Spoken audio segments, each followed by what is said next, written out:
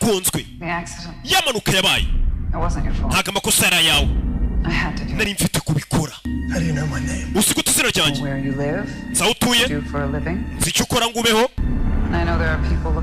nzi ko hari n'abantu bari kuguhiga umukobwa bahuye yararebye ku ishuri disi abantu bose bazi ko yapfuye abona akana kari kurira akana ndetse kamenye ko papa yanahamagaye mama kabigahisha kuki wambwiye ko papa atigeze ahamagara umugabo mu binyamakuru banditse ko yapfuye rest in peace umusaza umuntu wa mbere yahamagaye yabwiye ati niwe wenyine mama kayi nawundi ndabibwira urebe uyu nawe cyakiye bafashe kigahita kirasa yaravuze ati uyu ntago ari umugabo wanjye ni cyari cyaribye imyirondoro y'umugabo we kiramwiyitirira protection to get this done. And that way I can just focus. I'll have protection around the job. Yatarajye kuri mugenzi wo mutunga imbunda ni kati. Twabibonye byabaye cyakampaniwe n'inshuti yari yize yimenyesha akakiri muzima.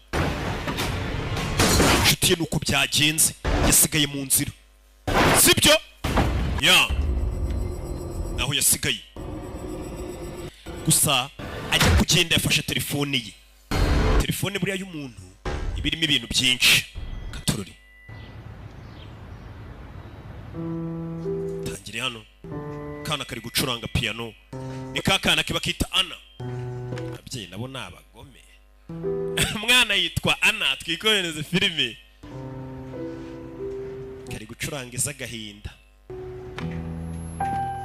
bunderega n'indirimbo umuntu ari kumva bikwereka umurengo asigaye afite n'umwijogotonyoro mu byo bintu ushobora kubirebera ku ndirimbo umuntu asigaye yumva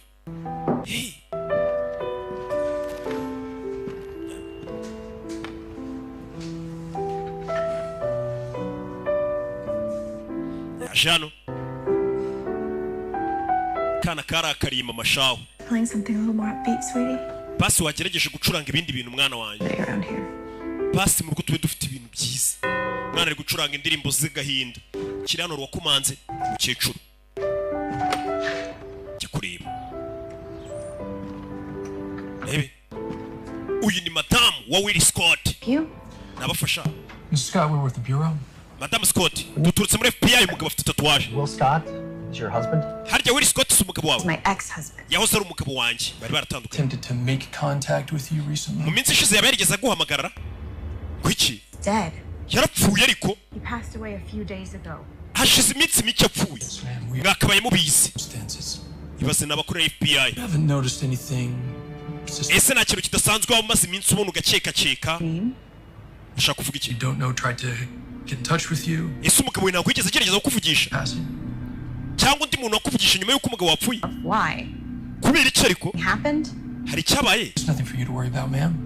Nta cyatumuhangayika. I do want to stress, however, that this matter is very important. Ntabwo twashaka gutera stress ariko ikibazo cyari kibiteye n'ingenzi. Information regarding your husband. Nugira amakuru nayekenye n'umugabo wawe. People that he was spending aho yabari cyangwa abantu yabanaga nabo bya hafi watumenyesha. Will and I divorced 4 months ago. Maze amezi ntandukanye n'umugabo wanjye. We've had since was during custody exchange of our daughter. Duhamagarana yagiye kuma umukobwa wanjye cyangwa nka mu muhango babirirwana. Think of anything suspicious, please let us know. We nugira icyo ubona ukeka uzatumenyesha. How will I get a hold of you? None se nzabahamagara kuki ko mutansikiye nimero zanyu. Twe dufite izawe humura nyagasani. Abagabo bacishene yarumirwa gusa kana kumvirizaga kana gacaho kaza kwicara hano mama arumiwe abantu baje kumubaza ngo bakorera FBI kandi bamubaza ko umugabo yapfuye ngo ntago muherukana iki niki kandi nta muntu utabizi ko umugabo yapfuye nuko dutangiye episode ya 3 wibutsa izi filmu zisanga ku gasobanurifilms.com bimeze bite rebe umugabo aracyazerera umugina n'uyu munsi nta muntu umwe afite wo kwizera gusa twasigiye mwahabonye ndetse izi filmu ukeneye kuzamamazaho uhamagara ku cyiciro gikuru cy'agasobanuro bakita Rock Entertainment 0786688331 sibyo cyangwa mukatwandikira ku mbuga nkoranyambaga zacu ababishinzwe bwombi iki niki baragusubiza katururi.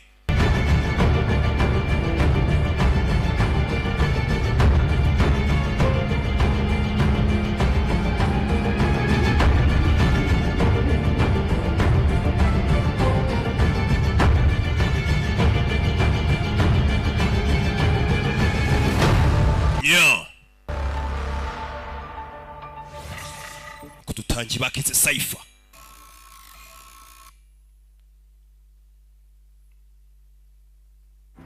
Mugabo ari hano.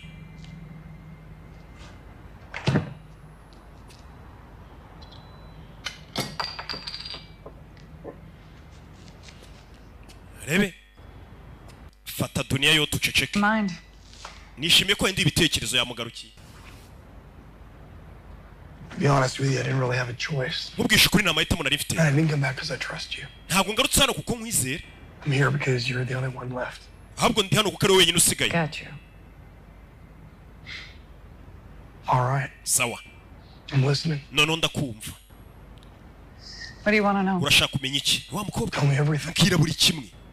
Well, I don't know everything, but I'll tell you what I know. Ntabwo nzi byose ariko ndakubwira ibyo nzi. Wumve. Okay. Nyine.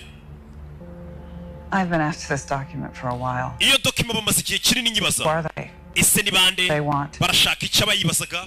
Who are the targets? Ibipimo biri kuri iyo document ni byande. What is the end game? Ese uyu mukino uzarangirira he?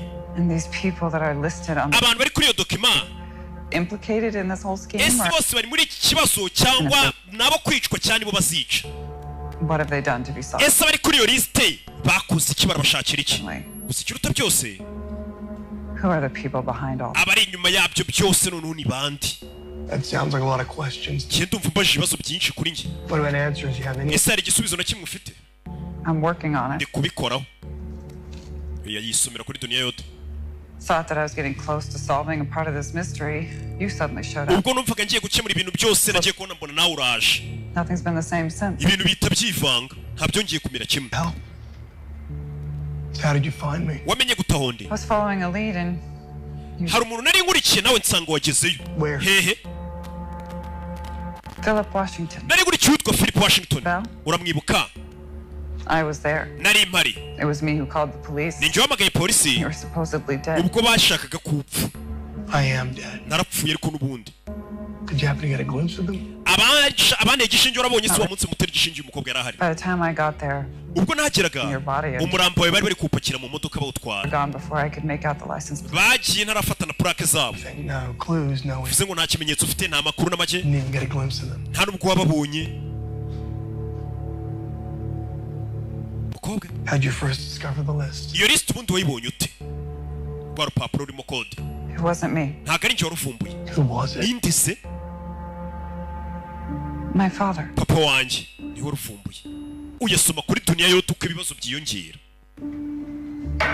Wibutsa dunia yote irimo Why tombora. don't we go and see him? Twagiye kureba sose akatubwira. He's dead. Papa wanjye yarapfuye. They killed him. Baramwishe. Gasani. Sorry. Wihangane. Papa yarapfuye. The guy I thought was my best friend Umuhungu natekereza ko ari inshuti yanjye. turns out to be a traitor. Byarangiye nawe ari umugambanyi. He's now 6 feet under. Ubu ngubu yanapfuye. Can't even go home to my family because my ex-wife and daughter think I'm dead. Ubu nta nubwo nataha mu rugo kuko wahoze ari umugore wanjye siko napfuye. Nothing. Nta kintu dufite natwe hano. Not even the list. Na list ubu ntayo dufite. So that we can try to understand who's behind it. Byibura iyo list tuyibonye twamenya ninde uri inyuma y'ibi bintu byose. Ya list irimo code ntayagifite hano. I have a copy. Mfite kopi. Hey! Mfite kopi ya list. Ya list irimo amakode afite kopi. Umusore ni umuhanga. Kurt was more than a colleague. Kati yararenze kuba ari mugenzi wacu gusa n'umwe wapfuye. He was a friend. Yari inshuti. He was one of the best. Kandi yari umwe mu ba mbere kumbe ntago bazi ko yari umugambanyi yishwe na Will Scott. Baravuga Kati. I know it's the last thing you want to think about. Ndabizi nicyo kintu cyanyuma ushaka gutekereza. I'll take care of it. Gusa famiye yawe tuzayitaho. Barabwira umugore we wapfuye. It's already been appointed. Ndetse hari n'amafaranga nyine yo kumufasha yabaye atanzwe yo kumushyingura. Umukozi wa FBI wapfuye. If you need Nugira icyo ukenera. my personal number. Iyi niyo nimero yanjye bwite wampamagaraho. Pani y'akazi. Abonye abantu b'abasirimu aguha business card nawo mwebwe murahura n'umuntu ngo fata telefone nkubwire nimero. Ngandika 07 kangahe. Asha. What's your name? Witwa nde? Tommy. Nitwa Tommy wapfuye arafite umwana. Tommy, can you take care of your mom? Tommy mama we wazamwitaho. Not a boy. Aho ni sawa. Well,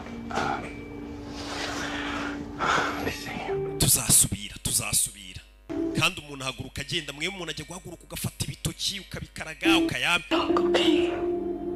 papa yapfuye papa w'umwana Katorori byose biraza kumera sawa ibyo bimaze kuba hari yaje hano aba nabo bakorera FBI nabo baracyari mu iperereza ryo bababwiye ngo baze kujya kuvugisha umugore wa Will Scott ngo bamubaze iby'umugabo gukora amashusho babonye ariko babona none umuntu wagira ngo asanga Will Scott ariko nabo ntibabyemeye.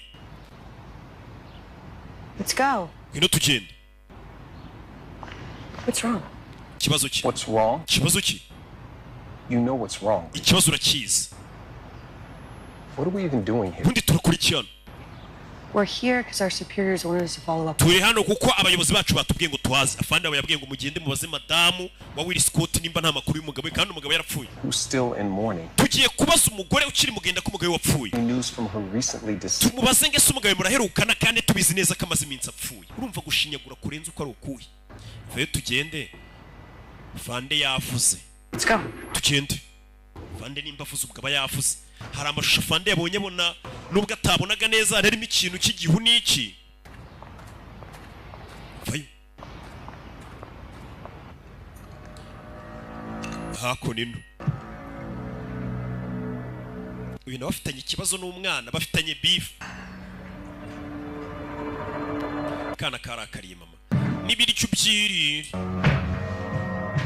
Kana papa wakamaze iminsi apfuye. Yo.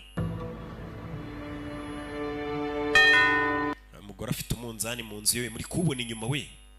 Cyewe. Vayo. Miss Scott. Madam Scott. Soda, this is my partner, Agent Green. Uyu ni Agent Green turakorana. You a few questions. Ufite ibibazo biki? What is this? Hasibi ni biki? Is my house the official FBI headquarters? Inzu yanjye yabaye dikota FBI. Kuki? I just spoke with 2 of your agents. Simaze kuvugana n'abandi baturutse kuri FBI mu kanya aba agent. Yes. Yego. 2 agents just Vuganye n'aba agent babiri bameze nk'amba. might ask me if you. Baje bambaza ibibazo nk'ibyo muje kumbaza. You're here. Ariko ubwo muri rero namwe reka mbabwire. My ex-husband. Wowe ari umugabo wanjye. Scott is. Will Scott yarapfuye. No, I haven't seen him. Sindongera kumubona.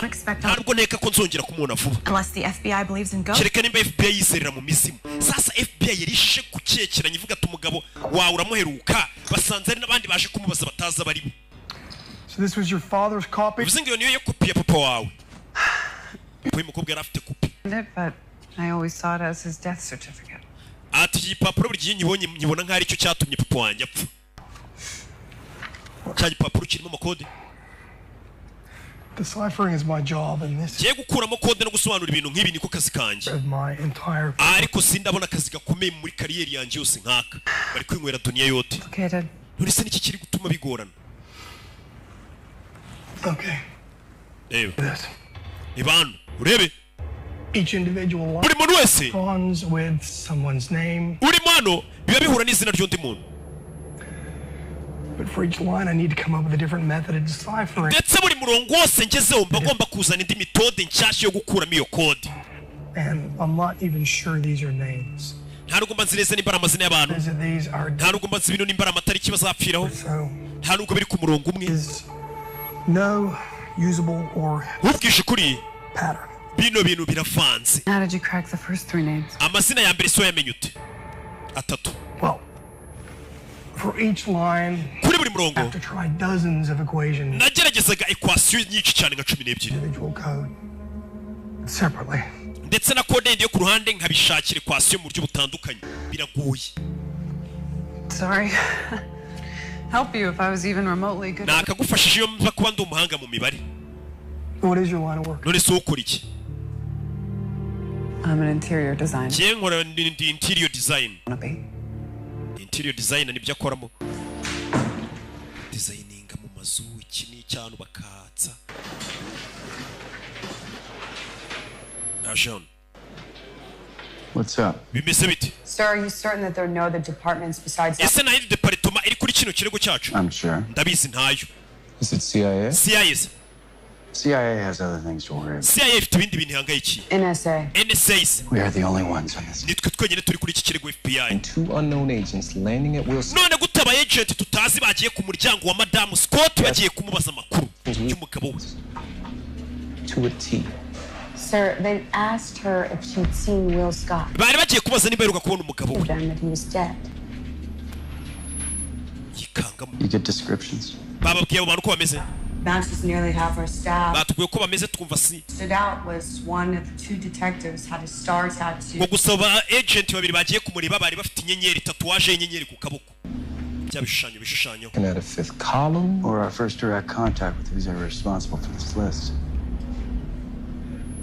If that was them, that's a bold move. nimba bari bo rero bagize ba nabi bakoze igikorwa kibi Seeing the crack is why Will Scott. ese kuki bari kugenda kuri Will Scott ni umuntu bari bagiye kwihera akazi gusa w'umunyakira kutari uri no mu kirego uzi gukuramo amakode gusa kubera iki Will Scott bamushaka dore nguyu ni ugukoresha intoki ebyiri ni ukwandikisha amakaramu abiri nakubwiye ngo bino bintu bisaba ubwenge gukoresha umutwe nabonye abantu benshi bakoresha umutwe bavugana n'umukobwa ati sheri ko nshaka kujya gukoresha umutwe wamaye amafaranga bivuze ngo ntago abasanzwe menya gukoresha we mujye mukoresha umutwe mutekereza wana umutwe mugenda ahubwo bawusukura ariko umutwe ntago bawukoresha bageze muri saro gusa Ellie, it's been going in circles all night. ijoro ryose naraye nzenguruka yandika byisubiramo nyine bimucanga ntago ari ukuzenguruka agenda ari gutangira nyine ikibazo kigatangira bushya Should get some rest, huh? waruhutse si bigeze nka saa saba zibura saa 10 z'ijoro I found a few extra clothes. hano hari imyenda nari mpabonye It's all that I could find that was left of my father's. niyo ya papa nari mbonye isigaye ahari wajya uyambara mw'iyi minsi Do you need anything else? hari ikindi kintu waba ukeneye No. oya Okay. katorori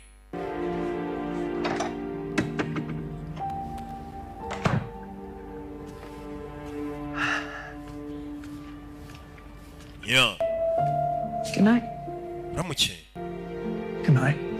uramuke ni umukobwa bari kubana mw'iyi minsi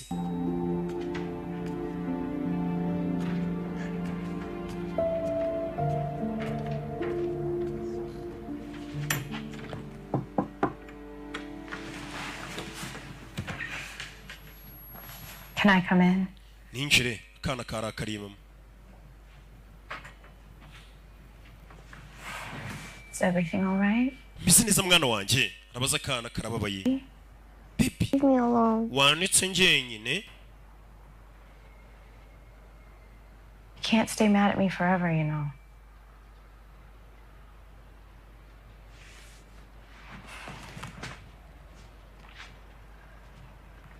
Mommy, mama Yeah, baby? can you lie next to me? Just for tonight? mama iri joro wanjyama iruhande basi kana disi byagacanze kasabye mama kukaraza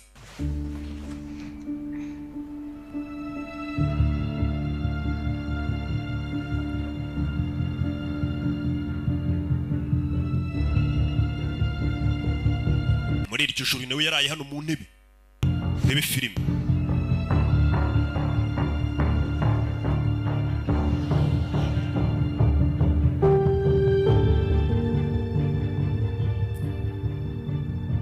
You know, urabizi you're not the only one who's been having a hard time falling asleep. umwana wanjye ntabwo ari wenyine ufite ibibazo byo gusinzira muri kano kanya nanjye birangoye Why does Daddy's parents never come to see us? ese ababyeyi ba papa kuki bataje kudusura Well, nyine you know, Daddy's parents have gotten very... ababyeyi ba papa wawe barashaje cyane Sometimes when people get old, kandi iyo abantu bashaje their bodies can tend to get weak. imibiri yabo iragenda ikaba inyantege nke All the way out in Oklahoma. kandi urabizi batuye muri Oklahoma So, unfortunately, ikibabaje they've gotten so weak they can't come visit us. babaye abanyantege nke ku buryo batabasha kugera ngo badusure Oh, why don't we go visit them? twese kuki tutajya kubasura ni ikibazo nimba bo bataza kudusura A great idea. ahubwo icyo gitekerezo ni cyiza Doing that?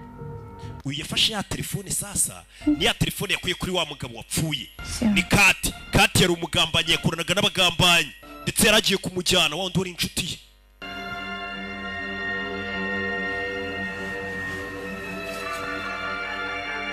yari yareba muri telefone. Uyu nawe ari hano n'umwana. Uyu yarabyuka muri iryo joro.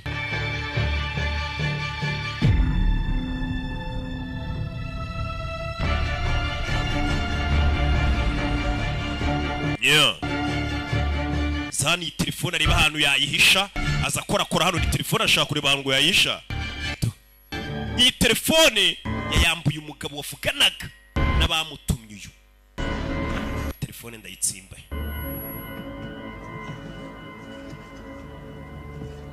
Tsimba mu telefone hano munsi y'intebe. Ari kubana n'umukobwa atazi. I know, I'm sorry to bother you so late. It's just... Bare kukubangamira bwije. Na fande wa FBI. Things aren't good to hear. Ibintu ntabwo bimeze neza hano. No, I'm not putting the full blame on you. Ntabwo nshaka kubigushyiraho byose ngo mbikurenganyirize. But that was your tip that led us there, and God knows if I didn't listen to you, my agents would still be alive. Ati buri cyuma ya makuru habereka amaraso. Iyo nabikora ngo nkumvire aba agent bandi bari kubakira bazima.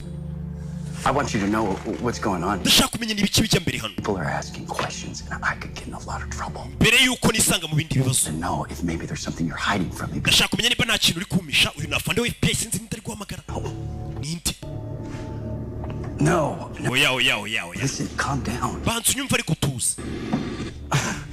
You've been very hard to get a hold of ever since the kuva ryaturika ryaba biragoye ku muntu yaguhamagara ngakuboneye. I mean, very none ubwo ngo uhamagaye bigacamo ni sawa hano hari undi uri gukuramo kode. Uyu muyobozi wa FBI. Okay. Well, I need to see you. Okay, nkeneye kukubona. Afungura ngufu hano. Ejo tubonane. Same place. Yego ahandi dusanzwe duhurira. Okay. Bariho bahurira. Good. Byiza. See you then. Tuze kubona nayo noneho. Uyu na fande wa FBI. Wibuke ni nawe bahaye amakuru y'ahantu bira byose byari binakira gipapuro cyari kinyanze kuvuga wamuhaye amakuru. Katurori. Barakwereka. Ibyo byarabaye akana kagaruka ku ishuri. Papa yarapfuye akana muri iyi minsi nago kameze neza. Karababaye. Ni ka Ana. Gusa papa agira gutya burukabonye akanya. Basa kibeta buriya. Papa kaza ku ishuri kurunguruka reba akana uko kameze. Kaza reba akana kameze gute. Kana karababaye. Na kabayaga. Nya.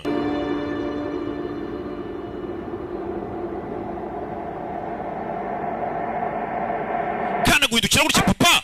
Kabonye papa. Cyewe papa rije. Tugaruke hano. I got 9 dead agents now. Mfite abayagent 9 bapfuye. Bitewe n'ahantu wambwiye ngo na warehouse wandangiye. Umukozi mubi yarenganye ibikoresho bye. Nanjye ubwo ari amakuru nari nishize mu kangaratete. Ariko abishyuye ubuzima bwabo na abayagent banje niwo muhaye amakuru y'umusaza. I can't seem to shake this feeling of regret, like ni gute numva buri munota ndi kwicuza. I did something bad, like somehow this. Ntahari ngiye wakoze ikintu kiba makosa yanjye. Robert, we don't always regret the bad things we do. Ntabwo iteka twicuza ibintu bibi dukora. But sometimes we regret rimwe na rimwe things we do. Twicuza ibintu byiza dukorera abantu babi. Ibaza ariko hari igihe ngo twicuza ibintu byiza dukorera abantu babi aho kwicuza ibintu bibi twakoze. Nabyo birashoboka. Ntabwo buri gihe wahora wicuza ibintu bibi wakoze, n'igihe wicuza ibintu byiza wakoreye abantu babi. Isari ikintu utari kumbwira. That's insulting. Mbese muri kunuka. I need to know. Nkeneye kumenya. You're behaving as if we have no history. Uri kwitwara nkaho nta mateka dufitanye mwana. I'm trying to solve a case. Ndi kugerageza gukemura ikirego kiri hano. Uyu ni wa FBI yuriwemo aya makuru y'ahantu hari rwa rwandiko hari n'ikihebe barahageze barahaturikira. That it was important. Yeah, but did you know? Robert, I want answers as much as you do. Ntabwo nari mfite ibisubizo nk'ibyo ushaka. Can you help me solve this or not? Fasha rero kino kibazo tugikemure cyangwa umbwire niba bidashoboka.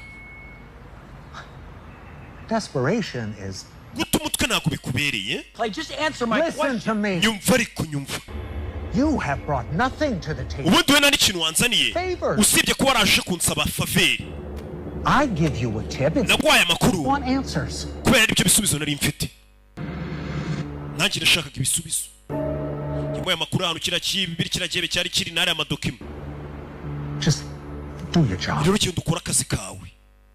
If you do it right, we'll both get Akazi nugakora neza twese turabona icyo dushaka. Which is? peace of mind. Icyo dushaka kandi ni amahoro yo mu mutwe nta kirenzeho. Niba murangiye ati kibe kiri hano agiye yohereza aba agent we dutangira filime. Will Scott. Ese umugabo bita Will Scott waba umuzi? Will Scott uramuzi?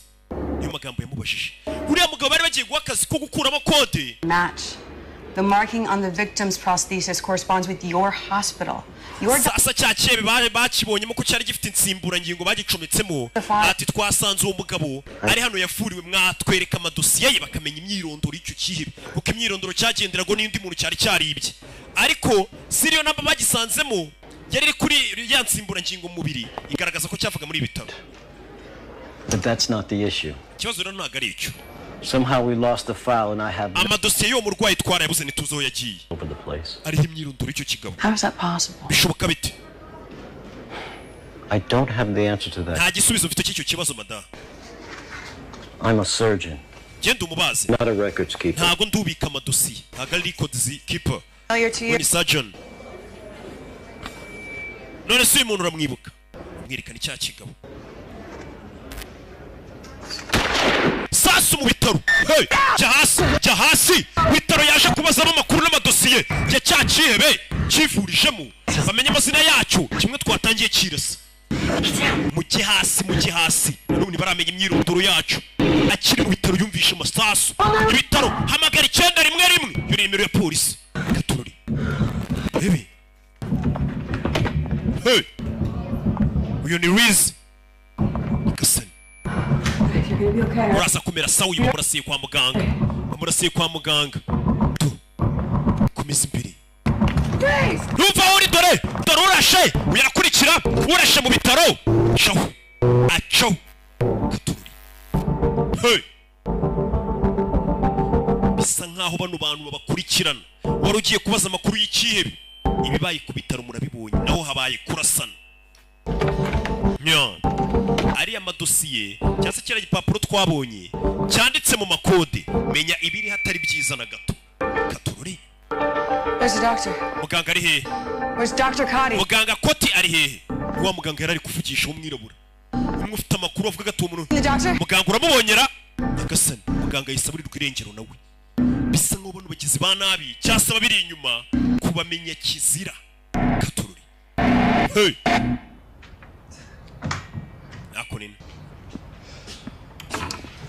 You're back. Uragarutse. I see you wearing your new clothes. Ndabona wambaye imyenda mishyashya. Suits you. Irakubereye. Thank you. Urakoze. I was worried. Nari mpangayitse. I really don't think you should be roaming around. Ntabwo nkeka ko ukwiye gukomeza uzenguruka hirya no hino muri karitsiye. Where were you?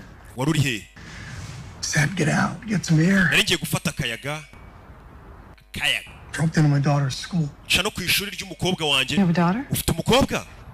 Said to check on her, make sure she was okay. Nari ngiye kureba ko umukobwa wanjye ameze neza. You know, you could have put her life in danger. Ubuzima bw'umukobwa wawe nabwo ushobora kubushyira mu kangaratete. Could have seen you. Hagize umuntu ukubona. I miss her. Nari mukumbuye.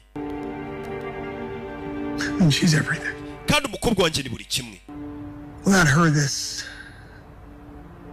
I mean, the whole world means nothing. Umukobwa wanjye adahari ibi byose bisobanuye ubusa.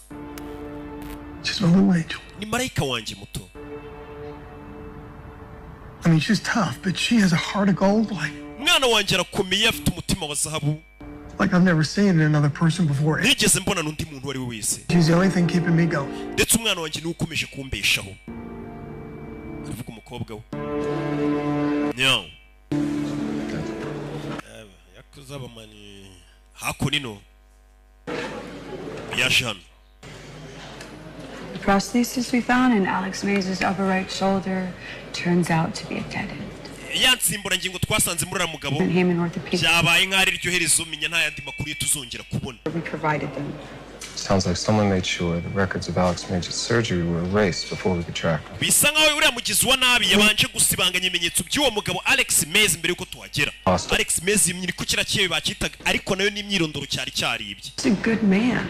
Kati wapfuye ari umuntu mwiza. Seemed like he was acting a little strange before his accident. Ariko mbere yuko iriya manuka iba yapfiremo Kati yari kwitwara mu buryo budasanzwe.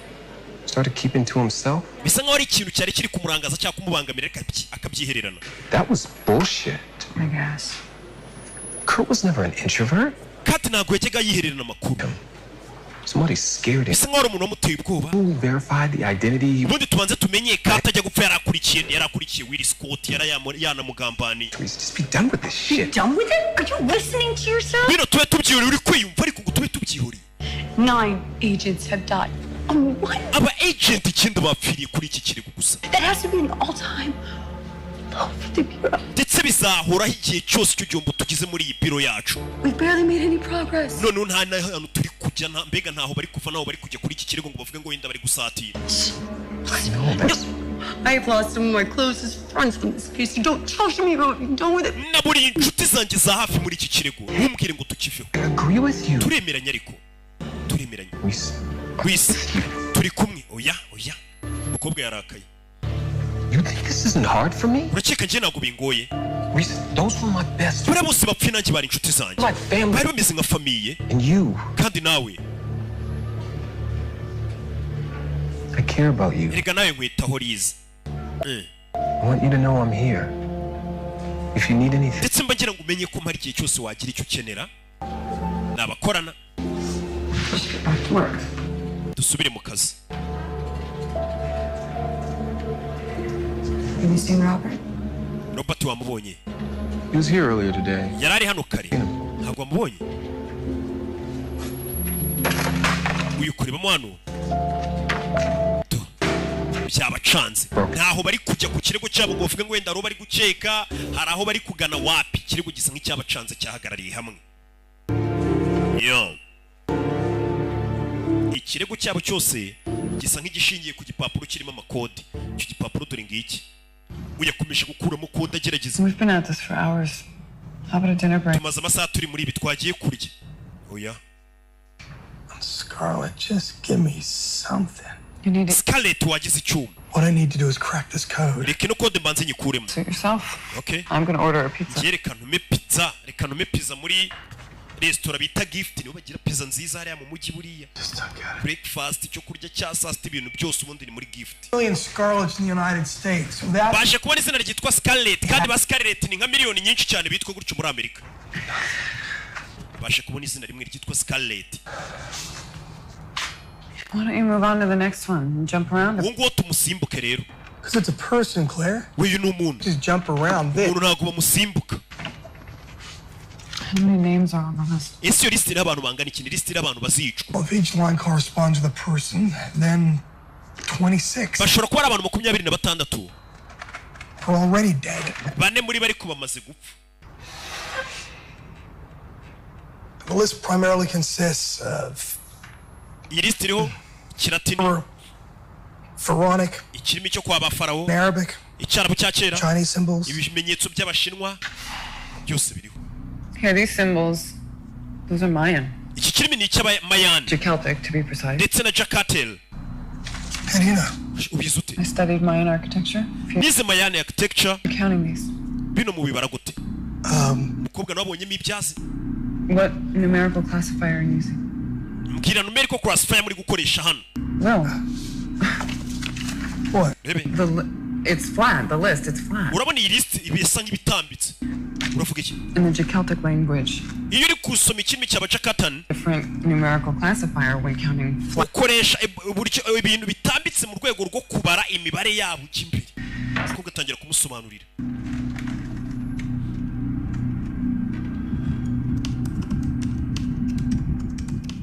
ashyiramo hano barebe buryo ki ibintu byabari ababibaramo. What are you doing? Just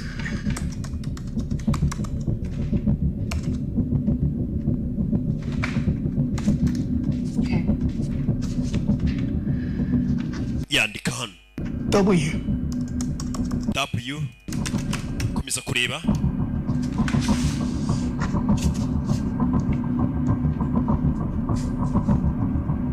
do biramufasha komeza kugira. You're a genius. wa mukobwa ufite ubwenge we biri gukora.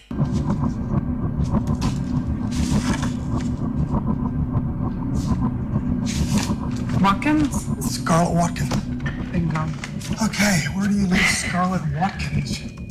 atuye hehe amakuru batangiye kuyabona Scarlett Watkins zina bararibonye zina barikuyemo You have your own law firm in North Hollywood. uyu mugabo mu majyaruguru ya Hollywood ahafite cabinet d'avocat baramubonye reka bari we tujya kureba n'undi uri kuri list kandi iyi ni hit list twabonye ni list abantu bose bero bagomba gukwicwa babonye witwa ngo Scarlett Watkins bayisamenye ko afite cabinet d'avocat mu majyaruguru ya Hollywood no bagiye kujya tururi tuvera tugaruke hano ku cyicaro cya FBI bano nabo batonganyemo. Hey. We yeri kunywa niyoko nitabi bita niyoko nabonye mu Rwanda ryarahageze nari biri cyane. Quit. Nari nzi ko uretse itabi. I did. Yego narariretse. Not starting up again. Ntabwo ngiye kurisubira. Karakanyuma. Look, Va. I'm sorry. Mbabarire. I shouldn't have lashed out on you. I was Ntabwo nakabaye nakubwanukiye ngo gutonganye. angry, I should say. Nari mfite ubwoba cyangwa se narakaye sinzi ko nabivuga. Yeah. Okay. Okay. There's something you should know. Hari ikintu ufite kumenya. Should have told you sooner. Nakabaye narakikubwiye na mbere. What's going on? Ibiki bijya mbere. You know I paid a visit to the orthopedic center earlier? Nasuye ryavuriro kare. And you told me that was a dead end? Wambwiye ko ariho birangiriye ariko byaducanze. Yes or no? Birashoboka cyane binashoboka. Care to elaborate on that? Wansobanurira neza. Promise me. Sezeranya. Stays between us. Kubera bigume hagati yanjye nawe. I don't know who I can trust anymore. Ubu ntabwo nzi undi muntu nakwizera ubu nona. I know I can trust you. Urabizi we nakwizera sibyo? Rebe. Ako nino. Bano no baro bamaze kumenya. Umukobwa ara makuru ngo yabonye. Bano bahise baza hano. Okay, here we are. Urabizi. Ni mu rugo rw'ababonye kuri liste. Bisa nkaho ari ugomba gukurikira mu bagomba gupfa. Access to her cell phone, we're gonna need everything. Emails, text, Turaza gukirira email, message, social media, imbuga nkoranyambaga zabo. everything on my desk within Mu masaha abiri byose mbibone ku meza yanjye. What's the latest? Mugeze he? We mapped out every possible whereabout Will frequented leading up to his disappearance. Turi kugerageza guhuza ahantu hose afite aho hahuriye n'uriya mugabo ko yabuzemo. Nothing on that end. We visited his old place and found out from his ex-wife about him moving out a few months back. Unfortunately, Twasuye umugore w'uriya mwigizi wa nabi dusanga yaragiye kwimuka. And we used the database of over 24 real estate agencies in Los Angeles, linking the name Will Scott to rental agreements, and the results were positive. We haven't addressed. Ndetse Will Scott twamaze kumenya n'ahantu yari atuye. as of yet. All right, let's go. Come on, right now. Aturire bahita bacaho. Do me a favor. Turn this place upside. Umva uraho hantu nimuhagera urugo rwose mu rushyire hasi mbega mu rusake buri nguni yose. There, I saw him. Genda arahira nabonye papa. Listen, Ana. I know this has been Wa mwana ndabizi bino bintu birakugoye. difficult for me to Ariko nanjye birangoye kana kari kubwira mama ngo nabonye papa uyu munsi. accept the truth about your father. The sooner you can start healing. Nuko utarakira neza ngo utangire kwakira ko papa yapfuye ariko nawe wabonye. Sometimes Rimwe na rimwe things can play tricks on us, ubwonko nabwo bugiye butushuka. especially in times of sadness. Cyane cyane mu gihe cy'akababaro hari igihe ubona umuntu we wapfuye ukongera ukamubona. Because one day we'll be able to smile and be happy again when we think of Gusihangana umunsi umwe tuzongera tubashe guseka. it's just gonna take some time, baby. Gusa bizatwara igihe baby. How much time? Igihe kingana iki se? Well, that depends. Bizaterwa. But I know talking about it definitely helps. I just don't want to talk about the sad things. Okay. We can talk about the good things. Jese nshaka tuganira ibintu bibabaje okay tuganira ibintu byiza. Let's tell each other what we miss most about your Reka no twese tuganire tubwirane icyo buri umwe akumbuye kuri papa. things. Ariko ibintu byiza gusa. Sibyo? Ngo nibyo bagiye kuganira. Umbwire ibintu byiza ukumbuye kuri papa wawe wapfuye nanjye nkubwire. Mama n'umwana. I'll go first. Reka mbanze. Kugerageza kwikura mu gahinda. I miss his laugh. Nkumbuye ukuntu papa wawe yasekaga. Your turn. Nawe mbwira icyo ukumbuye kuri so. I miss the goofy eyes he would make at me sometimes. Njye nkumbuye ukuntu yajyaga karaga amaso ye rimwe na rimwe akigira gutya turi gutera story. Really good at this. Yarabishoboye. Pancakes. Ndetse na pancake yatekaga mama yarakurushaga kuziteka wakagoryiwe baraganira. Does this help? Biri kugufasha? Yeah. Yego. Narumiwe uburere ukuntu butangwa hano hanze. Anything. Even if it sounds crazy. Ibintu byose tubiganira byaba ari ubusazi. Sounds crazy. Umugore yitwa Leia.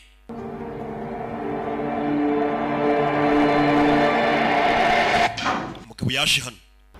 Urebe filime. Dore yaje.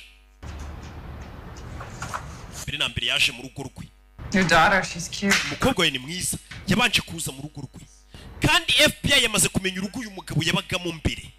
Just in case. Amaze gutandukana n'umugore we ngo urugo yagiye kubamo. Nirwo yabanje gucamo abanza apakira ibyo apakira. Ubundi agiye kureba uwo mugabo babonye ugiye gukurikira mu bicwa bajye kumureba nyuma. Who's that? Wo ninde? Robumvishe. Hey. Mu nzu ye.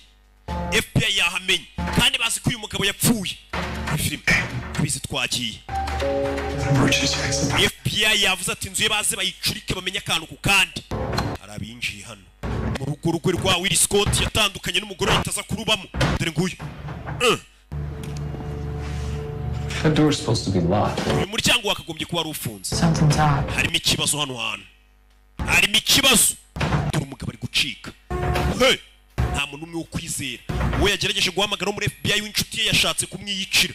Ntanswe bano none hatanazi batari inshuti ze bo muri FBI. Umugabo ari kuba kwipa nta muntu umwe ashaka amenya akakiri muzima ataramenya ibyiri ya list. Bimeze bite? Abantu bazi ko yapfuye. Inzu ye bayigezemo. Ari kumanuka na mukobwa. Gaturi. Yeah. Mugabo Chisheni. Clear? Meze sawa? I'm good. Jemeze sando mva nta muntu urimo hano. Gaturi. Sasa urebye hano. Wibukuri ya mugabo bajya kumufata. FBI nta ya list irimo code bari bagifite.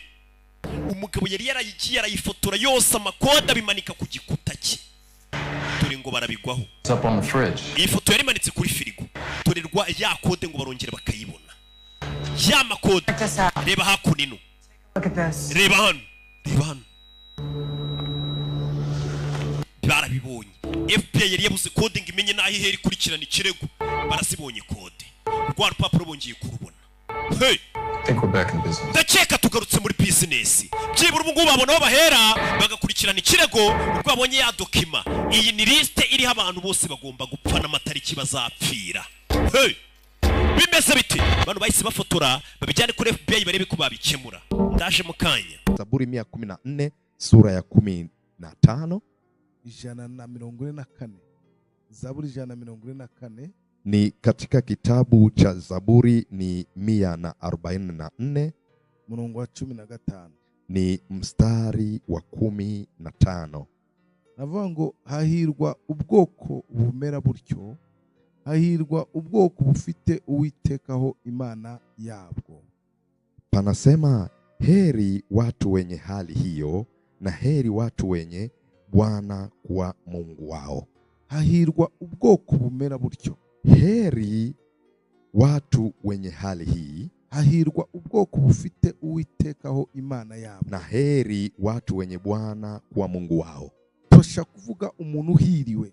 Sasa hapa ni tunataka kuzungumzia ni mtu gani mwenye heri, cyangwa se ubwoko buhiriwe, au ni kabila yenye uheri, cyangwa se ni bande bahiriwe, au ni wakina nani wenye uheri, ni bande bahiriwe muri ubuzima, ni wakina nani wana uheri.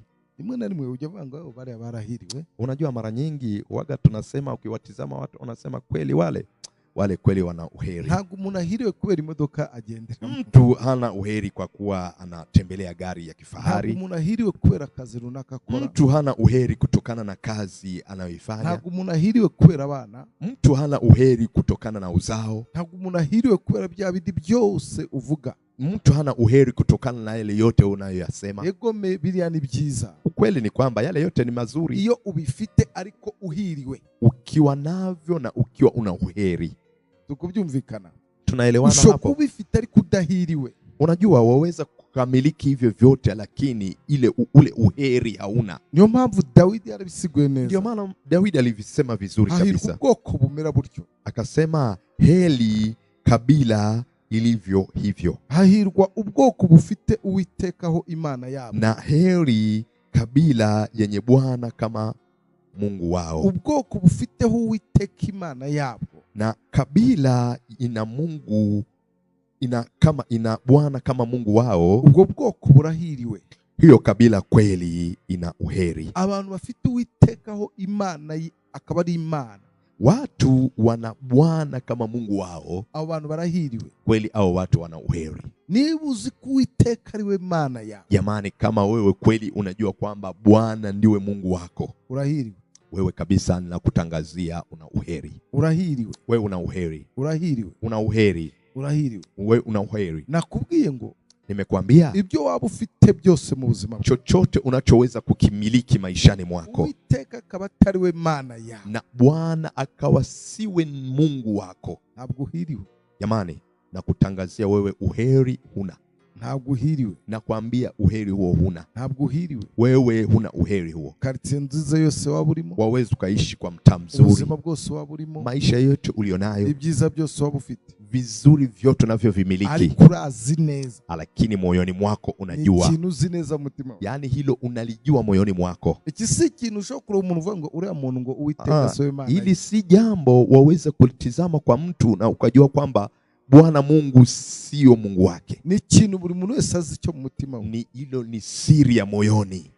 Hari umuntu mu mutima arabizi. Kuna mtu anajua moyoni mwake kabisa. Ashobora kuba ni pastor. Yawezekana akawa ni pastor. Ashobora kuba ni muririmbi. Yawezekana akawa ni muimbaji. Agambira abana akaririmba mugafashwa. Yani anasimama mbele za watu, ana praise, ana worship, mnasaidiwa. Ariko wazi neza kuwiteka atariwe Imana. Yeye anajua kwamba Bwana Mungu sio Mungu wangu. Ubundi nta wundi mucamanza ukenewe. Unajua hakuna hukumu nyingine inahitajika. Umutima w'umuntu n'umucyo urubanza. Moyo wa mtu ndio unatoa hukumu.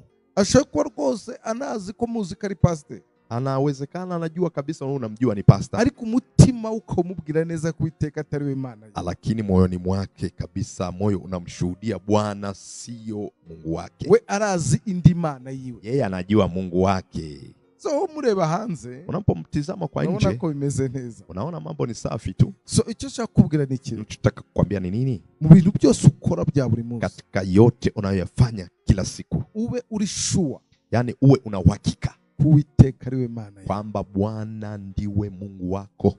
Ibyo aho waba ujya hose, mahali popote utakapokwenda, ibyo waba ugira byose, chochote utakachokimiliki, uze wemere gutakaza ko Uwiteka bariwe ube Mana yawe. Usije ukaruhusu kupoteza Bwana kuwa Mungu wako. Uze wemere ikindi kintu cyose ko cyaba Imana yawe. Usije kabisa ukaruhusu chochote kibaya kuwa Mungu wako. Kubw'icyo ushaka, kwa lile wewe unalolitaka. Niki kituma abantu bata Uwiteka? Ni kipi kinachofanya watu wamwache Bwana? Ni bifatanye n'ubuzima bwacu bwose bwa buri munsi. Yanayoambatana na maisha yetu ya kila siku. Ibifatanye n'ubuzima bwacu bwose bwa buri munsi. Haya yanayoambatana na maisha yetu ya kila siku. Ibi nibyo bitera abantu kujya gukora amasezerano atari. Haya ndio yanawafanya watu waingie kwenye maagano yasiyo. Bakabaho bazi kuwiteka atariwe Imana yao. Na wanaishi wakijua kwamba Bwana sio Mungu wao. Abantu rero baratangaje. Hawa watu kabisa ni waajabu. Ushobora kubagwa ngo musenge mugasenga da? Yaani unaweza kuambia kabisa tusali kwa pamoja, mnasali. No musengera bakajyaje. Hata kanisani wanakuja. Nibikorwa by'Imana bagakora. Kazi za Mungu wanazifanya kabisa. Ariko bazi neza. Lakini wao wanajua iyo Mana muvuga ko atari yo Mana. Huyu Mungu mnayemtangaza, mnayemhubiri sio Mungu wao. We abizi neza umutima. Hilo moyoni mwake ni siri analijua. Rero abafite Uwiteka Imana yao. Sasa na walio na Bwana Mungu wao, abantu barahiriwe. Hao watu kweli ni wabarikiwa.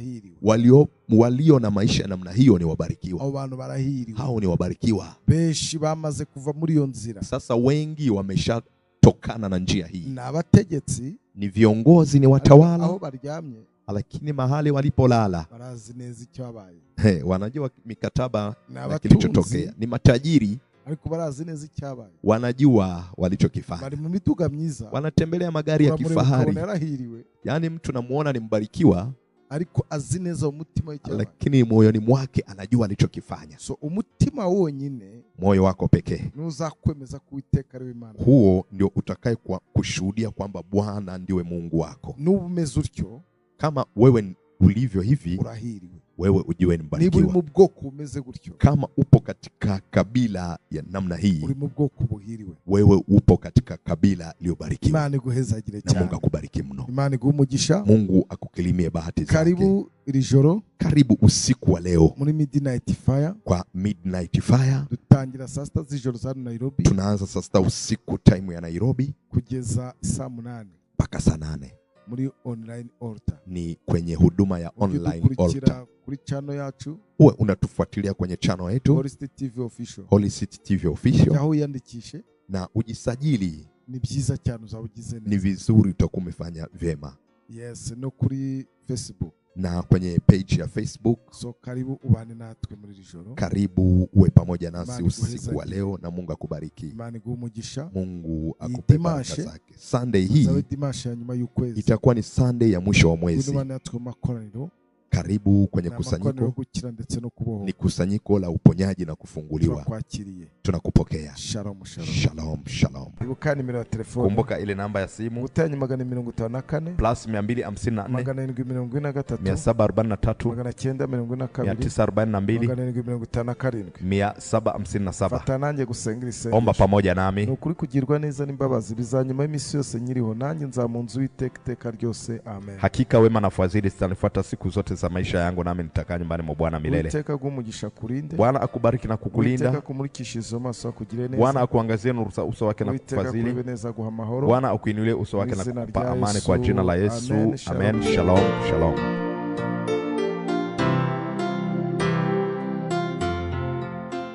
Ukwiriye kwenda igitabo no kumena ibimenyetso bigifatanije. Ni wewe unayestahili kuchukua kitabu hiki na kuvunja mihuri yake. Kuko watambwe ugacungurira Imana abo miryango yose no mu ndimi zose. Kwa kuwa ulitolewa ukakomboa watu wa Mungu wa kila kabila, kila taifa, no moko yose no mahanga yose, ubacunguje amaraso yawe. Na nchi zote na lugha zote ukiwakomboa kwa damu yako. Ukabahindurira Imana yacu kuba abami n'abatambyi kandi bazima mu isi. Ukawafanya kuwa makuhani na wafalme wa Mungu wetu katika ulimwengu. Uyu ni umunsi wa gatanu. Leo ni siku ya Ijumaa. Umunsi tuvuga kuifatanya n'ubuzima bwacu bwose bwa buri munsi. Ni siku tunayozungumzia kuhusu maisha yetu ya kila siku. Tukavuga imyemereza na gutsinda cyangwa se kunanirwa. Ni tunazungumzia kuhusu falsafa iletayo ushindi au kushindwa.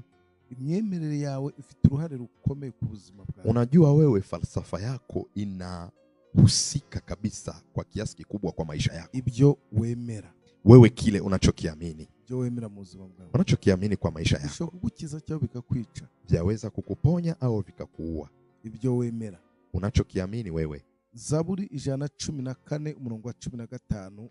Tunaenda kusoma katika kitabu cha Zaburi, ni sura ya Zaburi 114 sura ya 15.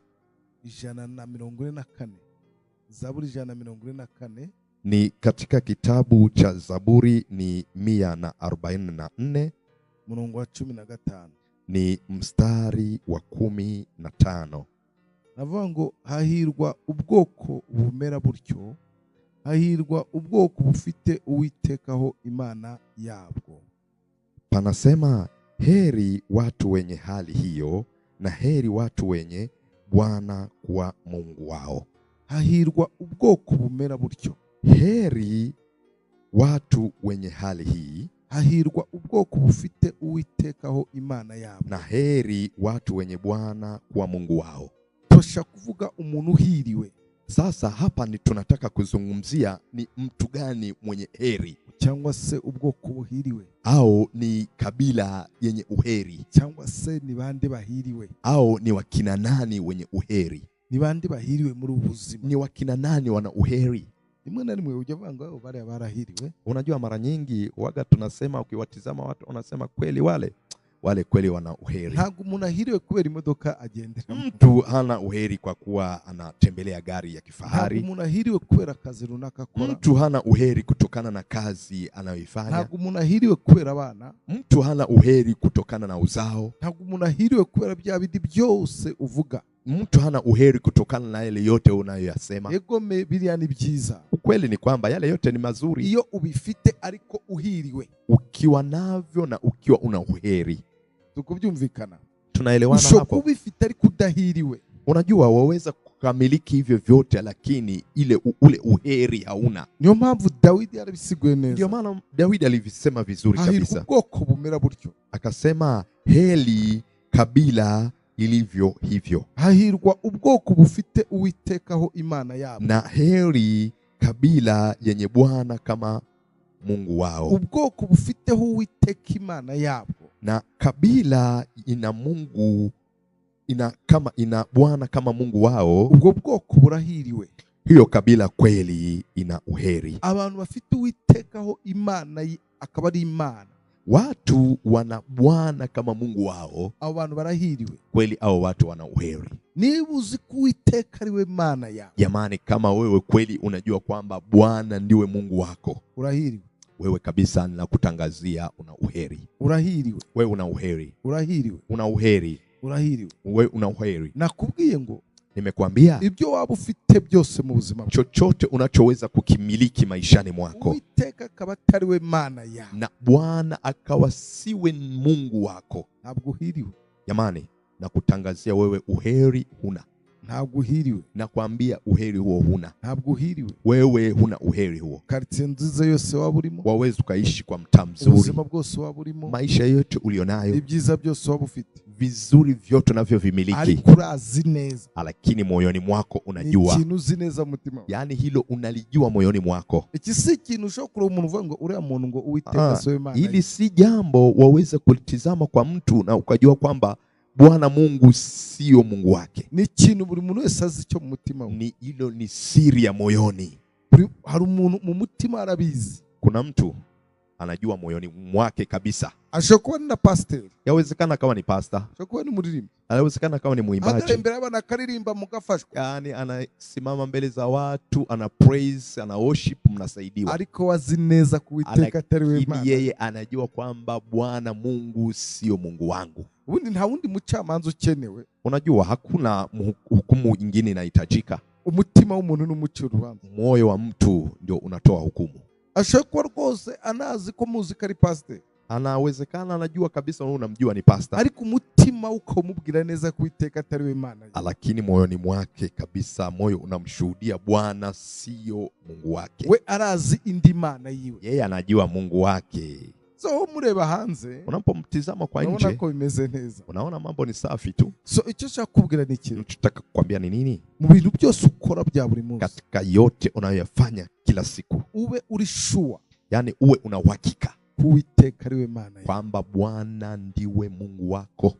Ibyo aho waba ujya hose, mahali popote utakapokwenda, ibyo waba ugira byose, chochote utakachokimiliki, uze wemere gutakaza ko Uwiteka bari we ube Imana yawe. Usije ukaruhusu kupoteza Bwana kuwa Mungu wako. Uze wemere ikindi kintu cyose ko cyaba Imana yawe. Usije kabisa ukaruhusu chochote kibaya kuwa Mungu wako. Kubw'icyo ushaka, kwa lile wewe unalolitaka. Niki kituma abantu bata Uwiteka? Ni kipi kinachofanya watu wamwache Bwana? Ni bifatanye n'ubuzima bwacu bwose bwa buri munsi, yanayoambatana na maisha yetu ya kila siku. Ibifatanye n'ubuzima bwacu bwose bwa buri munsi, haya yanayoambatana na maisha yetu ya kila siku. Ibi nibyo bitera abantu kujya gukora amasezerano atari. Haya ndio yanawafanya watu waingie kwenye maagano yasiyo, bakabaho bazi ko Uwiteka atari we Imana yao, na wanaishi wakijua kwamba Bwana sio Mungu wao. Abantu rero baratangaje. Hawa watu kabisa ni waajabu. Ushobora kubagwa ngo musenge mugasengana. Yaani unaweza kuambia kabisa tusali kwa pamoja, mnasali. No musengera bakajyaje. Hata kanisani wanakuja. Nibikorwa by'Imana bagakora. Kazi za Mungu wanazifanya kabisa. Ariko bazi neza. Lakini wao wanajua iyo Mana muvuga atari yo Mana. Huyu Mungu mnayemtangaza, mnayemhubiri sio Mungu wao. We abizi neza umutima. Hilo moyoni mwake ni siri analijua. Rero abafite Uwiteka Imana yao. Sasa na walio na Bwana Mungu wao, abantu barahiriwe. Hao watu kweli ni wabarikiwa.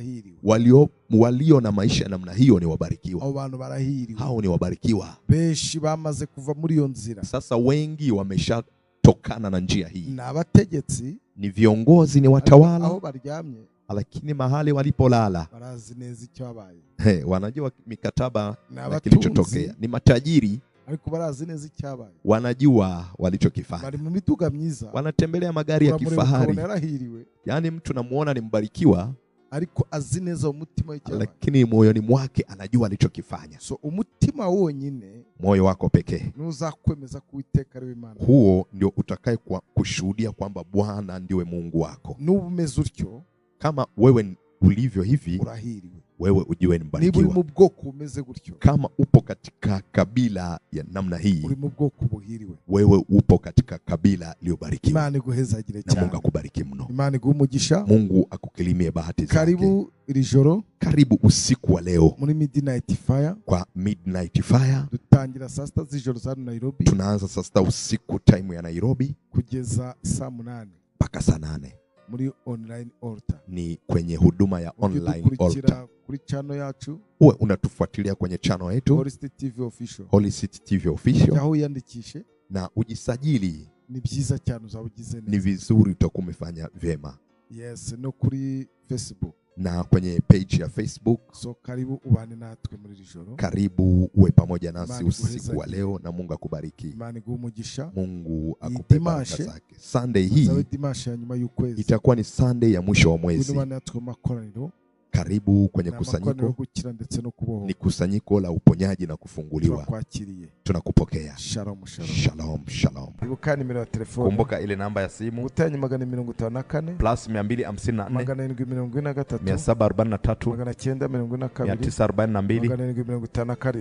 742 Fata nanjye gusenga isengesho. Omba pamoja nami. Nukuri kugirwa neza n'imbabazi bizanyuma y'imisi yose nyiriho, nanjye nzamunzu w'iteka ryose. Amen. Hakika wema na fadhili zitanifuata siku zote za maisha yangu, nami nitakaa nyumbani mwa Bwana milele. Uteka gumugisha kurinde. Bwana akubariki na kukulinda. Uteka kumurikisha maso akugire neza. Bwana akuangazie nuru za uso wake na kukufaza. Ukwiriye kwenda igitabo no kumena ibimenyetso bigifatanije. Ni wewe unayestahili kuchukua kitabu hiki na kuvunja mihuri yake. Kuko watambwe ugacungurira Imana abo miryango yose no mu ndimi zose. Kwa kuwa ulitolewa ukakomboa watu wa Mungu wa kila kabila, kila taifa, no moko yose no mahanga yose, ubacunguje amaraso yawe, na nchi zote na lugha zote, ukiwakomboa kwa damu yako, ukabahindurira Imana yacu kuba abami n'abatambyi kandi bazima mu isi, ukawafanya kuwa makuhani na wafalme wa Mungu wetu katika ulimwengu. Uyu n'umunsi wa gatanu.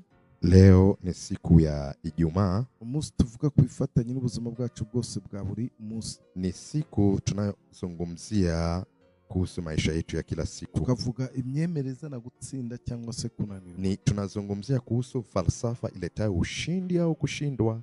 Imyemerere yawe ifite uruhare rukomeye ku buzima bwawe. Unajua wewe falsafa yako inahusika kabisa kwa kiasi kikubwa kwa maisha yako. Ibyo wemera. Wewe kile unachokiamini. Ibyo wemera mu buzima bwawe. Unachokiamini kwa maisha yako. Bishobora kugukiza cyangwa bikakwica. Vyaweza kukuponya au vikakuua. Ibyo wemera. Unachokiamini wewe. Zaburi 114 umurongo wa 15. Tunaenda kusoma katika kitabu cha Zaburi, ni sura ya Zaburi 114 sura ya 15. 144. Zaburi 144 ni katika kitabu cha Zaburi ni 144 umurongo wa 15. Ni mstari wa 15. Navuga ngo hahirwa ubwoko bumera butyo, hahirwa ubwoko bufite Uwitekaho Imana yabwo. Panasema heri watu wenye hali hiyo, na heri watu wenye Bwana kuwa Mungu wao. Hahirwa ubwoko bumera butyo. Heri watu wenye hali hii, hahirwa ubwoko bufite Uwitekaho Imana yabo, na heri watu wenye Bwana kuwa Mungu wao. Tosha kuvuga umuntu uhiriwe. Sasa hapa ni tunataka kuzungumzia ni mtu gani mwenye heri, cyangwa se ubwoko buhiriwe, au ni kabila yenye uheri, cyangwa se ni bande bahiriwe, au ni wakina nani wenye uheri. ni bandi bahiriwe muri ubuzima? Ni wakina nani wana uheri? Rimwe na rimwe ujya vanga wao bale barahiriwe. Unajua mara nyingi waga tunasema, ukiwatizama watu wanasema kweli wale kweli wana uheri. Ntabwo umuntu ahiriwe kubera imodoka agendera. Mtu hana uheri kwa kuwa anatembelea gari ya kifahari. Ntabwo umuntu ahiriwe kubera kazi runaka akora. Mtu hana uheri kutokana na kazi anayoifanya. Ntabwo umuntu ahiriwe kubera abana. Mtu hana uheri kutokana na uzao. Ntabwo umuntu ahiriwe kubera bya bindi byose uvuga. Mtu hana uheri kutokana na yale yote unayoyasema. Egome biriya ni byiza. Ukweli ni kwamba yale yote ni mazuri iyo ubifite ariko uhiriwe. Ukiwa navyo na ukiwa una uheri. Tukubyumvikana. Tunaelewana hapo. Usho kubifite ariko udahiriwe. Unajua waweza kukamiliki hivyo vyote lakini ule uheri hauna. Niyo mpamvu Dawidi arabisiguye neza. Ndio maana